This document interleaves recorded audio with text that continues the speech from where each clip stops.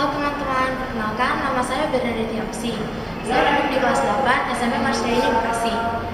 Sekarang saya akan membawakan sebuah presentasi sekaligus sebuah alat yang dinamakan alarm banjir. Selamat menyaksikan.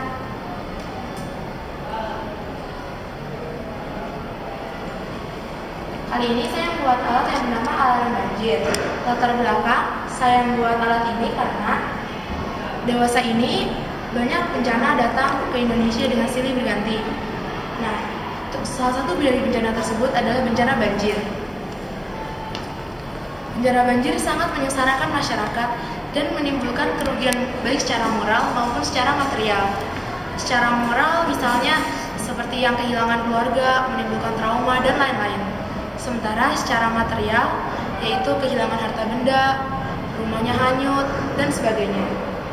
Untuk mengatasi masalah tersebut, saya ingin menyajikan suatu alat yang biasa disebut alarm banjir. Alat ini cukup sederhana dan cara pembuatannya pun cukup mudah. Selain itu, barang-barang atau bahan-bahan yang digunakan untuk membuat alat ini juga cukup sederhana dan mudah didapat serta harganya murah. Tujuan dari pembuatan alarm banjir ini sendiri tak lain adalah untuk mendeteksi banjir, supaya kita dapat melakukan berbagai persiapan yang diperlukan untuk kegiatan penyelamatan, sehingga kerugian yang terjadi dapat diminimalisasikan. Alat dan bahan yang digunakan antara lain solder, tang potong. Sementara untuk bahan perakitan detektor tanda basah, resistor 33 kilo ohm, kondensator mika 20 dan 50 pf, transistor FCS 9014 dan 9012, loudspeaker, soket baterai 9 volt, baterai 9 volt, kabel probe 5. Sementara untuk bahan dan lokasi banjir sendiri, nampan, plastisir, rumah-rumahan, pohon, miniatur, dan air. Seperti itulah gambar-gambar bahan-bahan dan alat-alat yang diperlukan.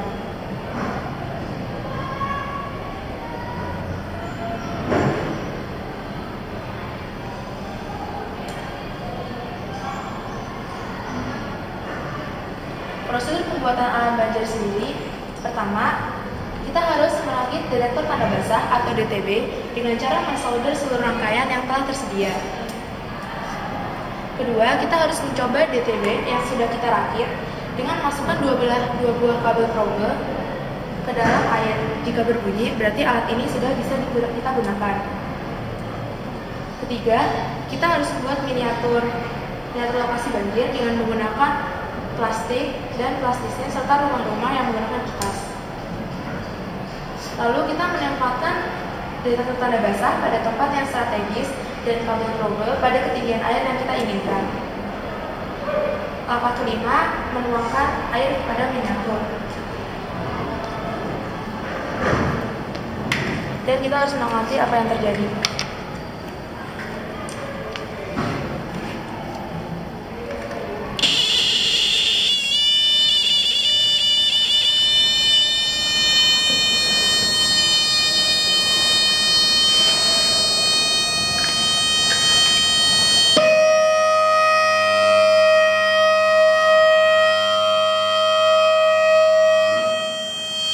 Ya, seperti yang kalian lihat,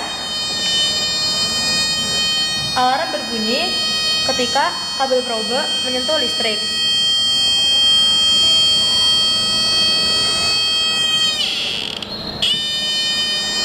Cara kerja alarm banjir ini adalah arus listrik dapat mengalir pada rangkaian tertutup.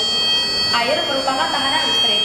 Pada saat kabel probe pada rangkaian DTB menyentuh air, rangkaian menjadi tertutup dan arus listrik pun menjadi mengalir melalui air yang menjadi tahanan listrik sehingga DTB pun berbunyi. Bagaimana cara menggunakannya dalam kehidupan nyata? Jika alat ini benar-benar mau digunakan, kita harus menyambungkan alat ini kepada sebuah amplifier seperti yang di sana, dan kita masukkan ke dalam voice speaker supaya bunyi alat ini kedengaran sampai seluruh perumahan atau pelosok desa yang jaraknya bisa sampai radius 2 km.